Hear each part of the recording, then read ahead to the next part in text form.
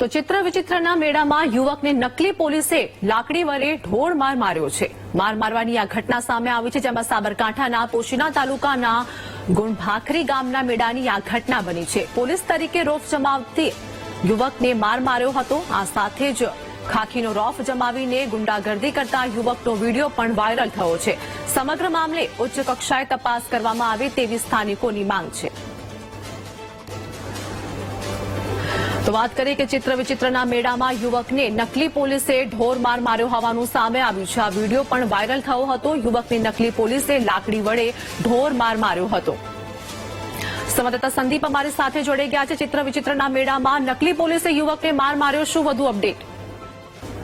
જી ચોક્કસથી સાબરકાંઠા જિલ્લાના અંતરિયાળ વિસ્તારમાં પોશીનામાં 3 દિવસનો ગુણભાખરી એટલે કે ચિત્ર વિચિત્રનો મેળો ભરાય છે અને 3 દિવસના મેળામાં હજારોની સંખ્યામાં જે ઉત્તર ગુજરાતના આદિવાસી જે મોટી સંખ્યામાં જે આવતા હોય છે, ત્યારે એક વિડીયો છે તે સામે આવી રહ્યો છે। નકલી પોલીસ છે તે રોફ જમાવી રહ્યો છે। એક યુવકને લાકડીના ડંડા વડે માર મારી રહ્યો છે અને ખાકી પેન્ટ અને વ્હાઇટ શર્ટમાં તે ફરી રહ્યો છે। એટલે કે ત્યાં દબંગગીરી કરતા મેળામાં ગરીબ આદિવાસી લોકો પર રોફ જમાવતો એક વિડીયો છે તે સામે આવી રહ્યો છે।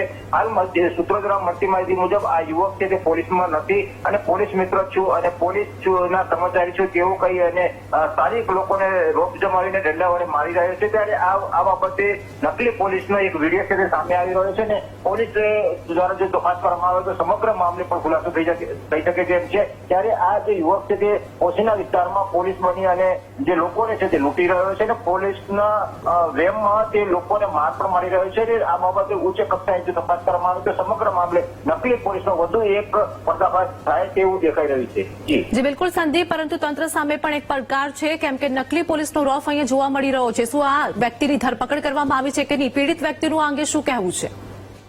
જી ચોક્કસથી હાલ તો એ વિસ્તારમાં હજારોની સંખ્યામાં જે આદિવાસીઓ છે 24 કલાકના જે મેળો છે તેમાં લોકો દૂર દૂરથી આવતા હોય છે। ખાસ કરીને રાજસ્થાન વિસ્તારમાં લોકો વધારે આવતા હોય છે। ત્યારે આ યુવક છે તે કોણ છે તે ખબર નથી, પણ જે મારી રહ્યા છે તે યુવક પોશીના વિસ્તારમાં હોવાનું હાલ સૂત્રો દ્વારા માહિતી મળી રહી છે। ત્યારે પોલીસે પણ આ બાબતમાં અજાણ છે અને પોલીસ જે પોશીના વિસ્તારમાં પોલીસ ઉચ્ચ અધિકારી છે, પોલીસ કર્મચારીઓ છે તેની સામે તેની પાસે બેસતો હોય છે અને પોલીસ કર્મચારી છે તેવું સ્થાનિક લોકોને જે રોફ જમાવી રહેતો હોય છે। ત્યારે આ હાલ ખાનગી સૂત્રો દ્વારા માહિતી મુજબ આ પાર્થ પટેલ નામનો યુવક છે તે પોશીના વિસ્તારમાં ઘણા સમયથી નકલી પોલીસ બનીને ફરી રહ્યો છે અને પોલીસના વેમમાં તે લોકોને રોફ જમાવી રહ્યો છે, દબંગગીરી પણ કરી રહ્યો છે। ત્યારે આ બાબતે એક તો સોશિયલ મીડિયામાં જે વિડીયો છે તે સામે આવી રહ્યો છે ને જે મેળામાં લોકો આવતા હોય છે તેની સામે દબંગગીરી કરતા હોય અને યુવકને માર મારતો આ વિડીયો છે સામે આવે છે। હાલ પોલીસને આ સમગ્ર મામલે તપાસ હાથ ધરી છે ને પોલીસે જે સોશિયલ મીડિયામાં જે વિડીયો વાયરલ થયો છે તે બાબતે